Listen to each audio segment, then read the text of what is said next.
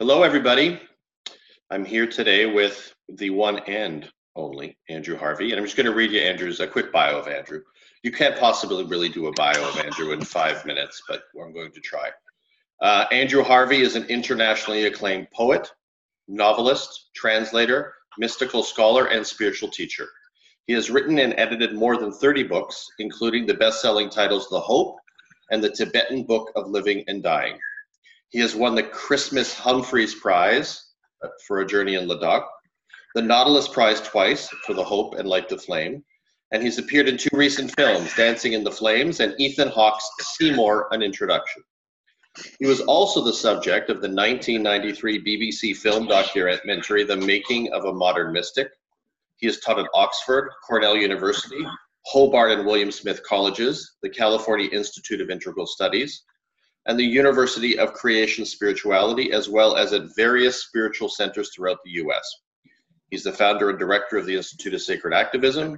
He's a kind-hearted rascal with a penchant for red pashminas, Maria Callas, White Lions, and Chicago Pizza. And that's from the book. White Lions and Chicago. That's your language. Yeah, no, I know it. But I love it. I love it. Thank you. Yeah, Thank you. You proved it. Of course, I loved it. Are you kidding me? To be human after all, right? Absolutely. So we're here today. We're going to talk about my book, Grounded Spirituality, which just came out a few months ago. Andrew has written a beautiful book forward for it. And, you know, I have places I'd like to begin, but if there's somewhere you want to start, let's just go with that. I would love to just plunge into the central wound with you because you analyze it so ferociously, and it's the real core of your book. And this is such astonishing writing, and I'm so honored to be able to dance with you on this because I admire so much the ferocity and passion and radical commitment to truth-telling that radiates through this extraordinary book. You plunge really into the wound when you describe on page 59 patriarchal spirituality. That's the core of the horror of the suffering. Yeah. And you say, I saw it clear as day. From pain-avoidant New Cage teachings to pseudo-superior spiritualities to rules of discourse designed to suppress dissension, to sexual abuses of authority posing as awakened offerings, to a system-wide exclusion of the wisdom of the divine feminine, I saw the legacy of a man-based system that had spread its toxic tentacles everywhere. That is such a shattering sentence, and I think it goes to the core of your outrage, that holy, wild, ferocious outrage that burns at the core of this book against everything and anything that separates us from being right here, right now, in our bodies, related passionately, compassionately to each other as we are. Absolutely. And I think that is the heroic enterprise at the core of grounded spirituality. That's where it all comes from, that sacred rage at patriarchal dissociation and madness and chaos and obscene lack of conscience about life. And I would love to know from you where you are right now, how the experience of visioning grounding spirituality and then writing it has changed you, has brought you closer to this raw, pure vision that burns in your book. I mean, I think that, you know, if I look back on my own history, you know, I didn't have this language for this. I had the experience. Really, I was more psychologically focused than spiritually focused. You know, and when I worked with Alexander Lowen, who was the pioneer and co-founder of bioenergetics, I kept having an experience with him and in Stan Grof's holotropic breath work of going deeply into the body, deeply into my felt experience. And at the end of those release experiences, I felt like I was in a more unified consciousness. And then I would have the experience of exploring what I now understand to be more of a patriarchal notion of something called spirituality that seemed to be really more about disconnecting from aspects of the self, bashing selfhood, bashing the localized self on the quest for this thing called the absolute self, bashing my story, bashing my feelings, bashing my ego, bashing my body, essentially bashing everything that I identified as elements of my humanness, on the quest for some other equanimity experience or notion of unity that seemed completely bereft of selfhood. So when I would explore these notions of non-duality, what I now call the avoida movement in many cases, I felt like I was just like a little boy who, you know, had been exposed or caught with my hand in the cookie jar, and my immediate response was to pick up my Captain America shield and say, I am a master. And it felt entirely, and so I have a dear friend whose son Lowen does this. He gets caught, and then he's done something, and then he does this immediate posturing to make us feel as though he's the one who knows. He calls himself the boss, and he was like 2 years old when he was doing it. It's adorable. But it felt to me very similar to my experience of this thing I now call patriarchal spirituality, where they weren't really questing to be revealed and experience all that they were. They seemed to be about perfecting singular threads of consciousness, mastering one field of awareness or awakening, and disconnecting and dissociating from everything messy, uncomfortable, and seemingly unresolvable. Or at least you're really talking about the massive, massive genocide of the feminine.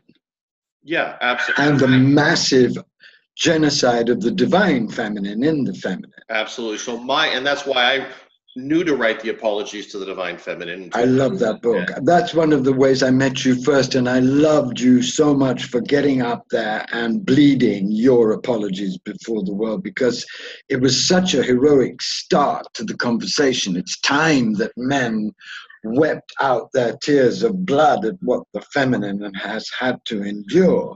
Yes. But it's not enough, is it? And what we've had to endure. Exactly, and what the male has had to endure in shattering and battering that feminine within himself. Terrible, yes. So Andrew, what's interesting for me is, so, you know, when I started to sort of language this and I put a definition of patriarchal spirituality out in the world a few years ago, man, I was unfolding in this direction of understanding this thing called spirituality was often this avoidant construct. And I was, you know, this has been the last few years. If I look back on soul shaping, I started to see some of the seeds of this way of understanding reality, but a lot of it was disconnected. And when I moved into Uncommon Bond and wrote that book, I felt like I was coming more into my own integration, and that was reflected in this way of understanding reality. So by the time I sat down to write Grounded, I had tried a few years earlier. I wasn't quite there yet. I didn't quite get this yet. It was almost like I'd been sold the same karmic bill of goods we all had, you know. Right. It's a huge struggle for all of us to get to anywhere near grounded spirituality. Absolutely. Well, the languaging of higher than, rising above, transcending, all of it is, it was, I used so toxic. It goes so deep into the psyche. Right. It's so hidden in the roots of our deepest and least acknowledged sex hatred, body hatred, self-hatred that has been engendered in us to keep us slaves of a totally suicidal system.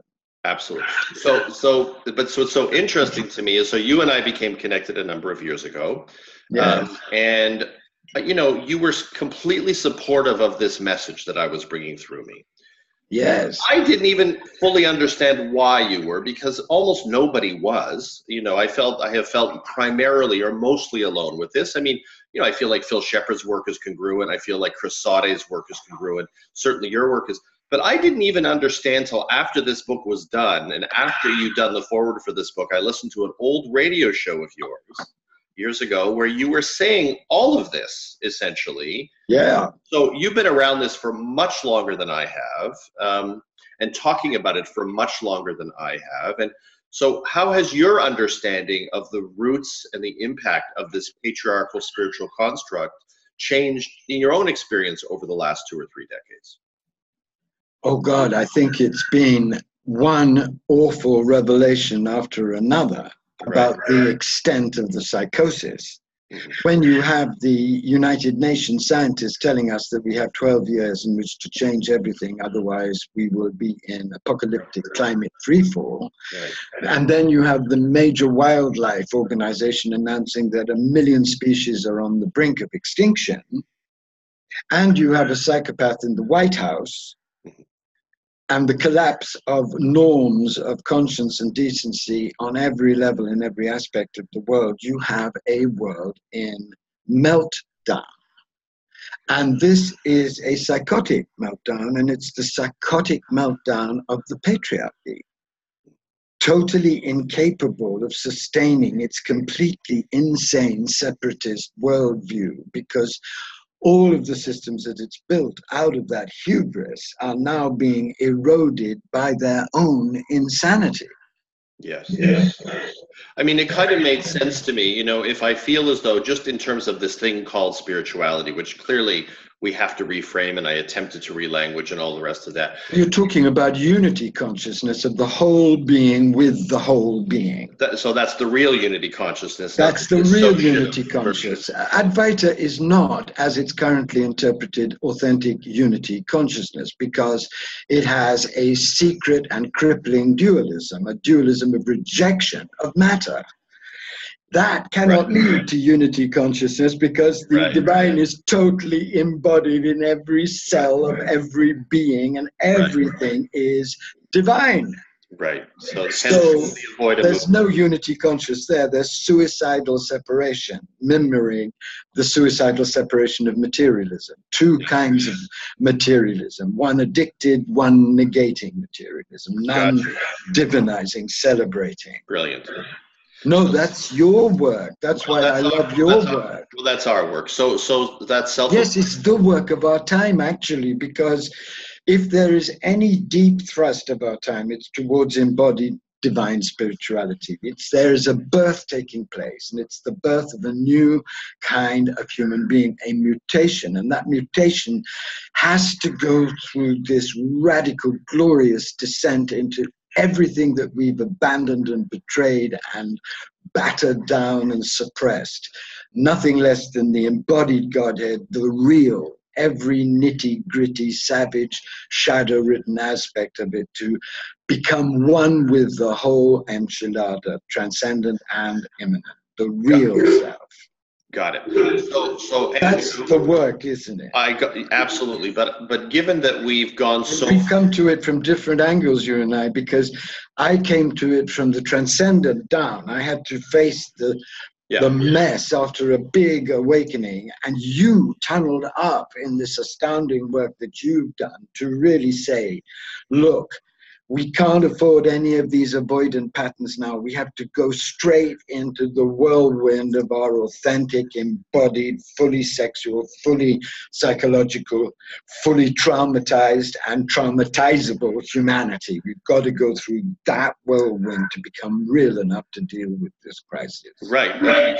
So the question I have for you, Andrew, is, given how far we've gone down the road to self-destruction, and not healthy self-destruction. And given, just seeing the pushback that I get from this book, Grounded Spirituality, from people who are lodged in a patriarchal construct or notion of spirituality, vertical, rising above, mastery, or what I call masturbation centered. What's it going to take to transform our world to the point where we can begin to take the steps that are necessary to save this species, given that dissociation, transcendence, self-destructive patterning, all of this is everywhere, verticalness rather than a horizontal awareness. I mean, if I keep pondering my navel and looking upward and away from the human experience to find my awakening, I'm not going to, not only am I not going to notice what's happening around me horizontally, I'm not going to give a shit what's happening around me. That's exactly right. How do we shift? And the more uncomfortable it gets, the more people have a tendency to dissociate. So what has to happen on a moment-to-moment, day-to-day level before people are brought back down into their body, into a horizontal consciousness, before it's too late? And can it happen? It can happen, but I'm afraid the answer that is a very frightening one. I think the only way it can happen is through a fundamental shattering open of the human race through extreme crisis, which is not terminal. because I think the apathy and the avoidance and the magical thinking and the corruption and the radical rot of conscience have all gone far too deep for anything less than this kind of electromagnetic nuclear shock through the entire human system at this moment. Given that possibility, and there are so many ways it could come through Iran, it could come through the Syrian crisis, it could come through the craziness in the White House, it could come through economic collapse. It will come. Something of that magnitude is coming. Given the immensity of such a possibility, what I feel is that a vast energy of concentrated divine passion could rise up in people through the range of that horror. That's what happened to me in my own dark night. It was horrifying, but it scalds you and beats you and sears you into profound reckoning with wilder, holier energies in you than you ever imagined, and these possess you and take you over. So I do feel that we're in an evolutionary crisis of unbelievable magnitude, but that there are ways and maps through this evolutionary crisis that could lead not just to survival of the race, but to mutation of the race in grounded, embodied, radical, divine spirituality in action. That's the vision for me.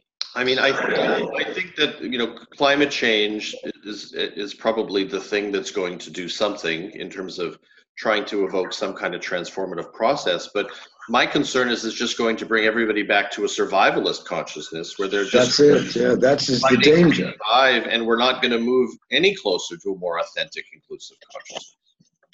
That is certainly one danger, and the other danger is that survivalist conscience can erupt in terrible violence that just becomes naked, anarchic violence on a scale that's unimaginable. That's also possible. But I think that makes it even more important for those who've glimpsed this possibility of an embodied divine human, this real, solid, glowing, earthy divine possibility, to do everything to model it, to witness it, to celebrate it. Because on the survival of this strain of embodied mysticism depends the divine self-image of the human for the next millennium. It's really important that it doesn't get lost, because it's the vision of a humanity turned to gold by going through the sweat and filth and darkness and rejected, abandoned parts of the self, and integrating them all and loving them all and finding the glorious divine energies hidden in them all and releasing those. That's the work. And that's the work that we're doing, trying to do. And it's really sacred because it's an offering to a new kind of person, a new kind of being that we're trying to model raggedly. I mean, and you know, it seems to me that our interface with all that unresolved trauma lives at the heart of so much of this question of how we can evolve as a humanity. That's so true. And the narrative is changing now, moving much more in the direction, at least in the West, of an acknowledgement of this thing called trauma, a recognition that to one extent or another, everybody is a trauma survivor on this planet, which I believe is true.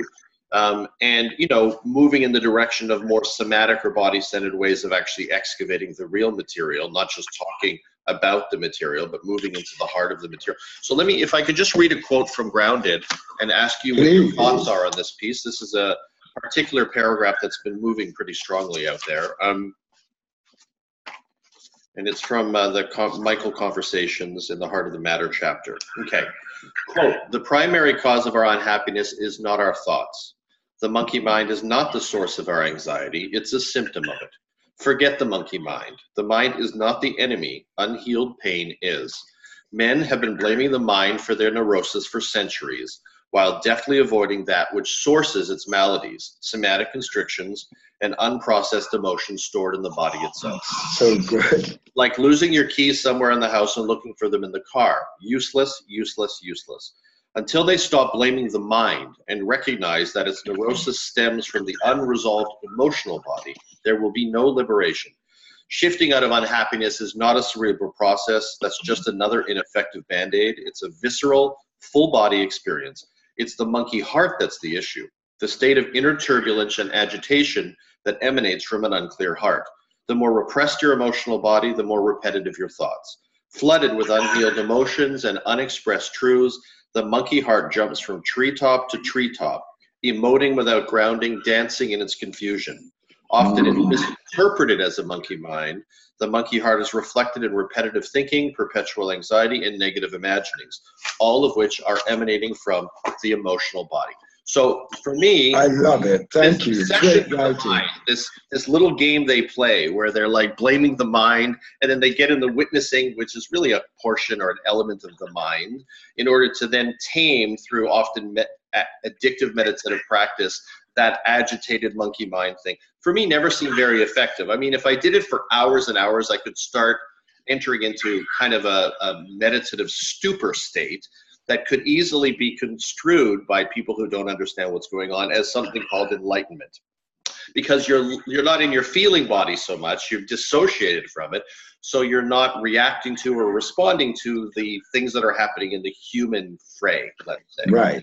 But when you find out about all of those so-called masterful spiritual beings who are masters of equanimity and really dissociated, and you learn about their personal lives, you realize everything is a bigger mess than anybody's ever willing to tell you, because all they've really done is dissociated from the feeling.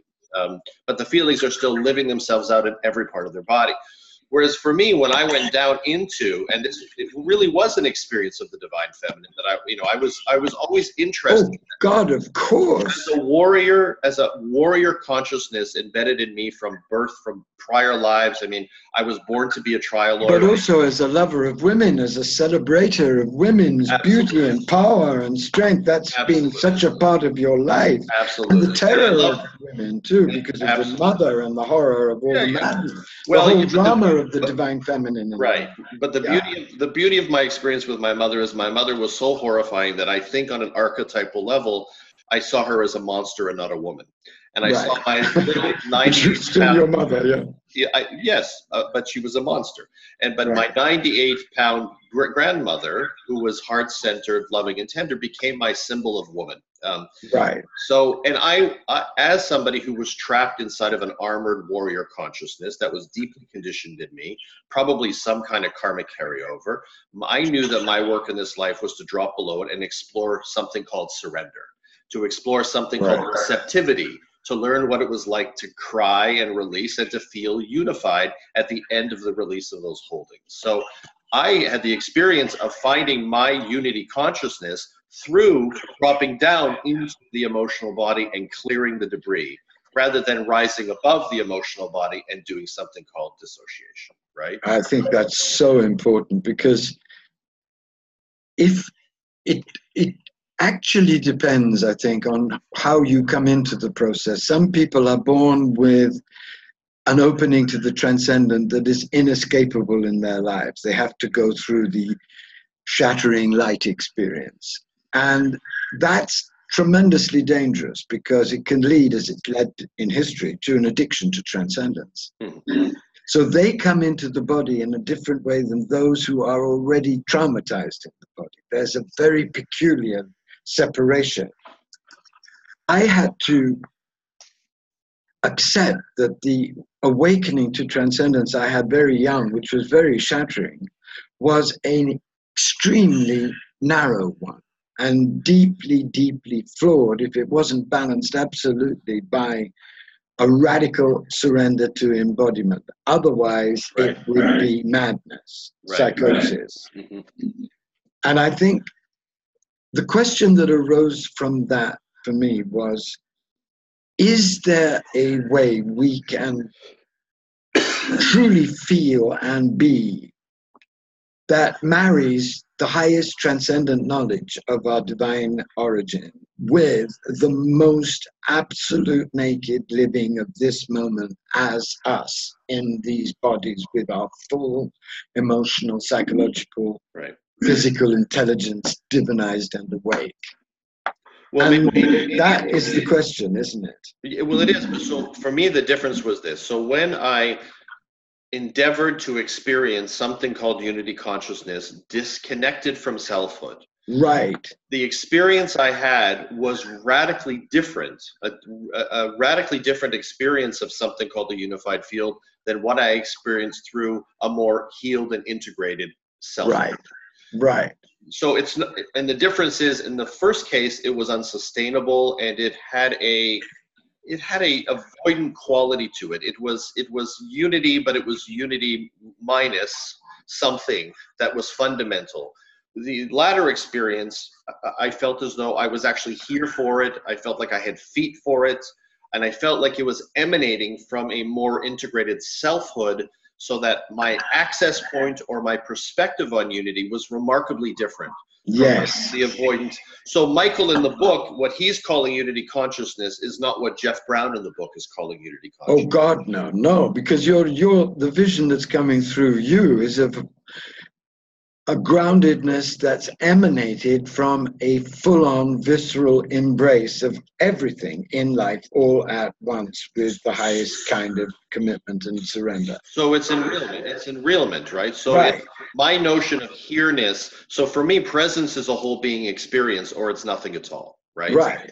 And Michael's experience of presence, the last thing he wants is a version of presence so here's a good example for me. I did this Insight and Opening workshop years ago in Massachusetts with Stan Groff, the holotropic guy, and Jack Kornfield. So Jack would have us all sit, caffeinated Westerners in Vipassana. We would listen to his lovely, funny stories. He's a great storyteller. And then we would have this mindfulness practice. And, we'd sit kind of annoyed, and I'd be like agitated, and I'd look around, everyone's agitated, And at the end of it, I didn't really feel meaningfully different than how I felt going into it. And before I went in to see Jack, there was a bulrush field at the Governor Dummer Academy in Massachusetts, and I looked at that, and I felt separate from that. And then after I went with Jack and did mindfulness a bunch of times, I sat in front of the bulrush field, and it still felt kind of separate and distinct for me. Then I went and did Stan Groff's holotropic breath work, and I went in for 3 hours, which felt like 300 hours, and I threw the assistants off my back. I threw my mother symbolically off the back, and I went into the deepest, most guttural, most primal fuck you I ever held, and tried to move so much of that material. Wow. Then I was at 3 hours, which felt like 300 hours. The two assistants, Jim Bean, and I can't remember her name, they kept coming over. They intuitively knew to get on top of me, and I would literally throw them off like I was suddenly a star athlete. It was insane. Like one of those mothers that lift trucks. Yes. Absolutely. And so then I went outside and sat in front of the same bulrush field, and I felt completely at one with that field. Completely different experience of unity consciousness. Actually felt unified. Felt like I understood what unity consciousness meant, what all oneness meant, because I could experience all of it through this heart of mine. And this body of yours. And it wasn't a mind construct. It wasn't a notion of something. It wasn't where Jack was leading me. And then I sat down that night to meditate after that and felt naturally meditative. I was already here. Right. I didn't have to sit in a sitting practice to get here. I got here through the enlivening, surrendering to, and discharging of my emotional material, that which was obstructing my clarity. And the other interesting thing I found through all of these various processes around moving emotional material was that, for me, emotional maturity and spiritual maturity were the same thing. And that's not the patriarchal teaching. So the more work I did clearing the emotional debris and maturing in my emotional body, the more I matured in my spiritual body. It's a completely different experience than everything I read in almost every one of those man-written books about spirituality. Well, because the whole patriarchal separation of spirit and matter corrupts the whole experience. Both are totally sacred. They're two sides of an absolutely unknowable mystery. Right. So well, unknowable or ultimately knowable if we just do deeper work. That's a whole other question. But Oh God, no. So it can never. Yeah. Anyway, go on. We'll leave that for part two. Yeah, part two. So the whole system, it seemed to me, I came to understand this. Hung out with Bhagavan Das, made Karmageddon. All of this was learning for me that really they were all splitting humanists from spirituality. They were seeing these as two separate entities. Now we see how controlled we are if we buy into that. The guru can do anything he wants and say that's not who he really is. That's just his personality, right? Right, that's the easiest game in the book. Yes. Well, that's the game. That's the whole game. I mean, that's how you control people. and people godjectify the guru because they don't know how to find God in the mirror. They certainly didn't find it in their parents. They don't know where to look for God anywhere in the lives that they live. So and no one has ever really told them that they are the makings of God right there. We're all shamed. We're all shamed. Jesus tried. The great ones did try. They came in with radical messages that were co-opted. But my God, it's been an astounding slaughter of the real truth of the divine in the human in every human, isn't it? Yeah. It's a huge deal, isn't it? When you think about it, it's the only thing that can wake us up. And yet it's so far from what we're being taught and what we've been told and what we're continuing to be told. Well, just think of it in terms of the basic so-called spiritual teachings around the ego. So you go into see a therapist in order to feel better about yourself and develop and strengthen the healthy ego so you can function better in the world and achieve what you want in your life. And you hang around spiritual people, they tell you the only path is the dissolution of the ego. So even if somebody begins to approximate or have an internal experience of self-honoring, of a healthy egoic sense of their own magnificence without being narcissistic about it, they have another voice in their head saying that that's not spiritual at all, that the only thing that's spiritual is to completely deny, dismember, and dissolve the ego. So this is so sick, isn't it? It's such a sick, torturing game. Yeah. You know what's helped me very much, and I'd love to share it with you, is this astounding and complex and rich concept and vision that the Sufis have of what they call divine pride. They make it absolutely clear that at the highest levels of awakening, what's needed is for you, as you, your essential self, to claim your gifts, your powers in divine pride. Because it takes you over fake humility and it gives you direct initiation into the fullness of what's being given to you by grace. And it's a very big step in the stage of the lover and the warrior, because it means that you really do have to claim your full embodiment as an immense gift from the great giver and dance with it fully to express all of you as a supreme act of prayer and celebration and service. And that's also your offering to the world as well. That is your offering to the world. It's your dance of your whole being for the dancer, to those in the dance, dancing with you. It's the final celebration on every level, transcendent and immanent, of your ultimate identity. You are the universe speaking to me as the universe. Yeah. Right? And normally, that's what's normally happening. It's nothing extraordinary about it. It just is perfectly and absolutely astounding and breaks open every box and releases you into the freedom of your ordinary divine humanity. That's the great freedom. So, Andrew, one of the things I wanted to talk to you about is, on my journey, I found that what really cracked me open to this notion of spirituality was love experience. Yes. How could it be different? It has to be love. It could never happen that way, and that what's happening relationally is something else. And that's such madness, isn't it? I mean, when you think of all the great mystical poets, especially Rumi, for example, being so blasted open by love to love, right? But when Ken Wilber went and he started to study and research all of the various traditions and weave them together into an understanding of this thing called spirituality or heightened consciousness, it seemed very obvious to me he was relying on the wisdoms that were articulated by men, one man after another, talking about really individual experience, the meditator in the cave for 300 years with, going to Brahman, whatever that whole process was. And yet I had this relational experience that I wrote about in Uncommon Bond, where I went so much deeper, so much farther, so much more co-creational in terms of my experience of the unified field through the heart of connection. Right. And as I look around, and I understand that Rumi's been wrote about this forever, and his work impacted so much. Yes, but it's always a fresh discovery. But there are very few models that really even begin to articulate, in the way that men have articulated these singular consciousness models, what happens in the relational field. And it feels to me as though until that begins to happen, we're not even going to begin to understand why it is that we're here together. I love what you're saying, because I'll give you an example in my own life, because one of the things that has been astounding me is the depth of love that I'm discovering with my own cat. And this relationship is flowering madly, quietly, sweetly in the core of my life. And I am being initiated into a level of tender presence that I'd never even glimpsed through this pure, wild, holy love that we have.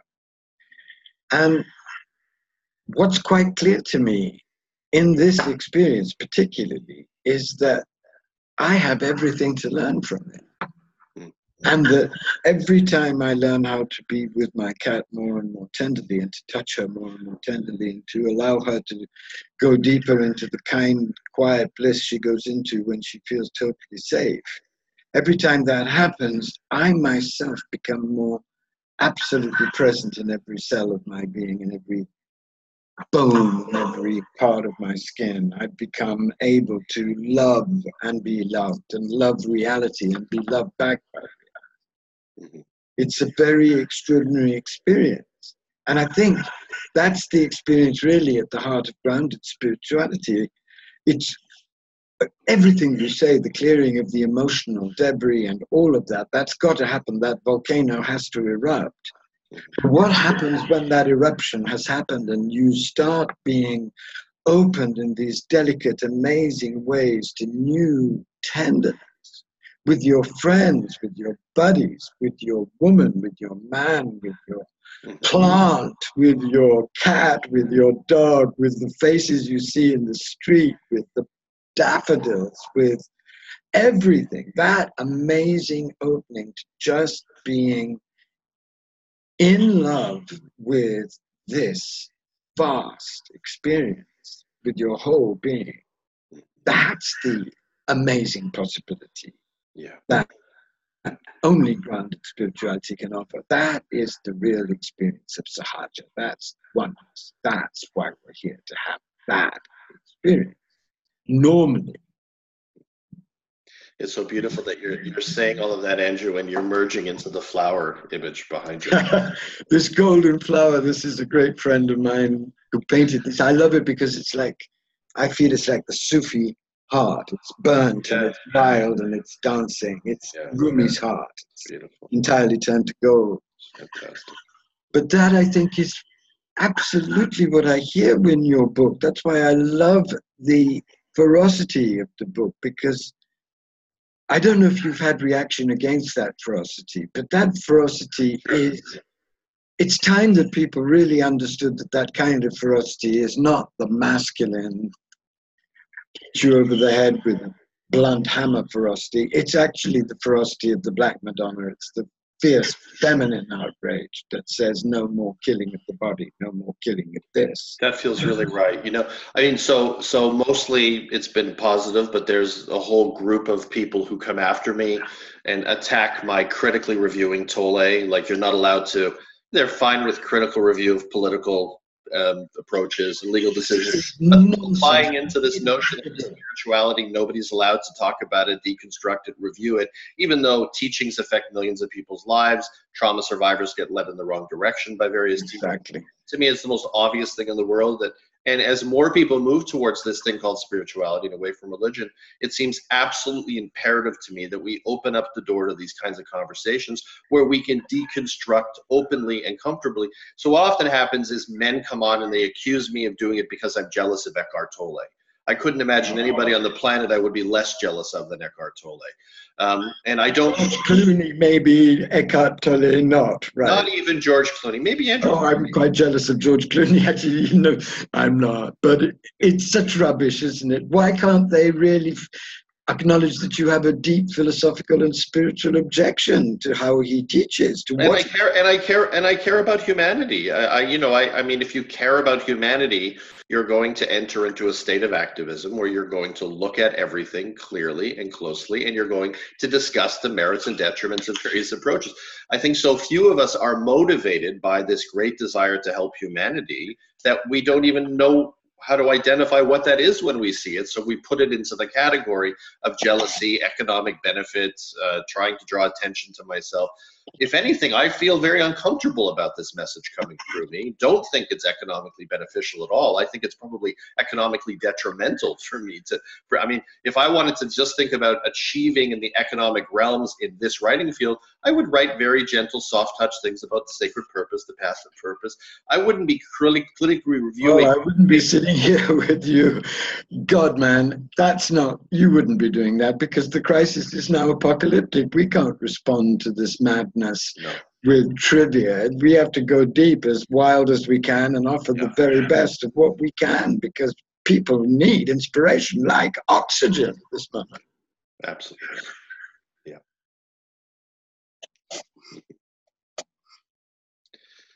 That's that. That's a good hour. Yeah, let's call that one. Let's call that one. I love that. I love the freewheeling of it, because we circled around important things very deeply. I love this way of talking to you, because I feel close to you when we talk like this. Absolutely. Let me turn this one off, Andrew, and we'll reconnect in a moment. Yeah. Okay.